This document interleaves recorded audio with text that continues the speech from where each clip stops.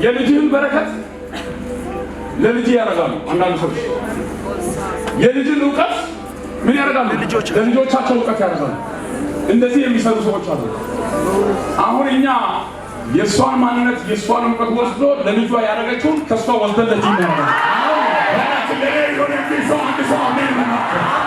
እሱ ዕጣን ጨምሮ ወይ አመዳር እነሱ ዕጣን ጨምሮ ካረጉ ወይ ዕጣን ጨምሮ እነሱ ከተሳካላቸው እና ስም ጠርተራ ወይ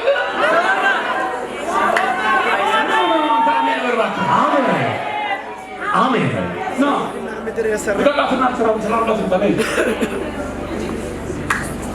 ስራው አሜን ስማኝ ምድር የሰራ ደጋው ለባራሳ በርቻው ይበቃል ነው አብሽር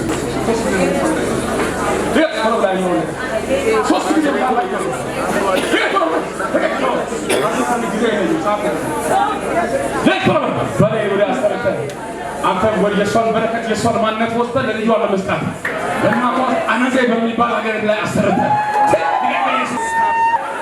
አሁን ተይዛ ንገር ወሰረደ ሶስ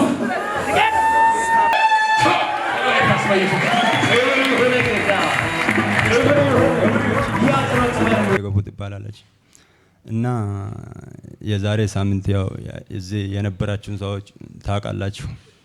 እና እቺ ልጅቷ በጣም ታማ ነበረች። በጣም ማለት ለእግዚአብሔር ክብር አምጡ እስቲ። በጣም የሚደንቅ ነው። ከትምህርቷ በኋላ ቀርታ ነገር ግን እግዚአብሔር ጎበኘ። እዚህ ጋር ነው ከእስራት ነፃ የወጣችው። ዛሬ ከእስራት ነፃ ትወጣል። አሜን በል። ቤት ከእስራት ነፃ ይወጣል።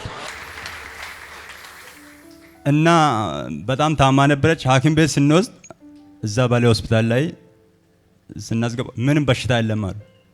የተወሰነ ሳምንት ተኝታለች እዛ። እና ከዛ ሪፈራል አጽፈን ወደዚህ ወደ ኦተና መጣን። ኦተናም ስናመጣ በሽታ የለም፣ ምንም በሽታ የለም። እና መጨረሻ ላይ መርምሮ ደም አይነስ አለበት አሉ እዚህ ኦተና ሆስፒታል ላይ። እና ከዛ እንትን ደም አይነስ መድኃኒት ወስዶ ቤት ወሰደ አባቴ። እኔ ቤት አልነበርኩም በሰዓቱ ሌላ ቦታ ነበርኩ። እና ቤት ወሰደ።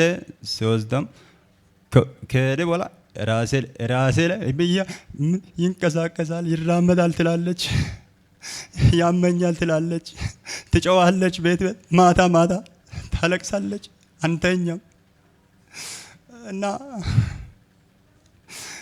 አገልጋይ እናመጣለን አምጥተን እናጸልያለን። ስናጸልየው በቀን ጮህ ይወጣል አጋንንት፣ ማታ ከዛ ተመልሶ ደግሞ ይይዛል፣ አተኛም።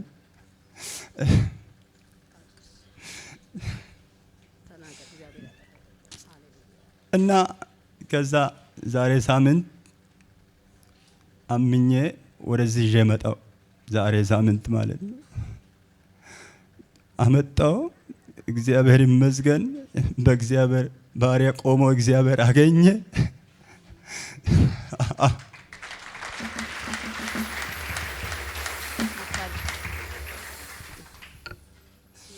እና አወጣ።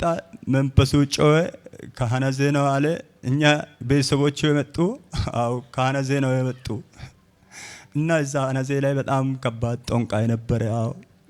እና ምጠነቆሉትም አለ። ለምን ከቤተሰቦቹ ከኛ ቤተሰቦች ተምሮ ለምንድን ነው የሚወጡ? ለምንድን ነው ሰው የሚሆኑ ብሎ አካባቢያችን ላይ አለ የሚያስደግም።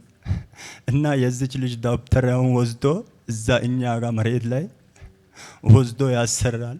እና መንፈሱ ጮኸ።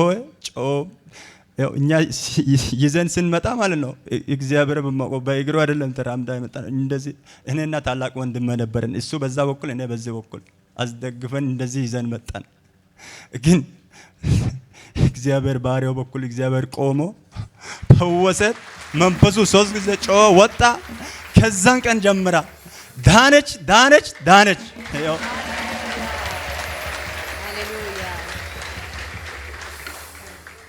እና ያቋረጠችውን ትምህርቷንም ያው ሰኞ ጀምራት ትምህርቱም ጀምራለች፣ እየተማረች ናት።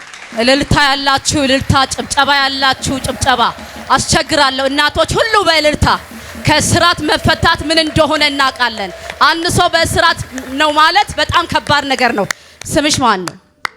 ዲቦራ። አሁን እግዚአብሔር ፈውሶሻል። ይህንን አምላክ ምን ትያለሽ? እግዚአብሔር ይመስገን ስሙ። ይህንን አምላክ ምን ትላለ? ይህንን አምላክ እኔ ምን አላለሁ? አምላኬ ያው እንደኔ አምናችሁ ኑ። አምናችሁ ከመጣችሁ እግዚአብሔር ይሰራል። አምናችሁ ኑ፣ ምንም ሳትጠራጠሩ አምናችሁ ኑ እላለሁ እና ባሪያውን እግዚአብሔር ጸጋውን ጨምሮ ጨማምሮ ይስጥል። ቤተሰቦቹን ልጆቹን እግዚአብሔር ይባርክ ይላለሁ።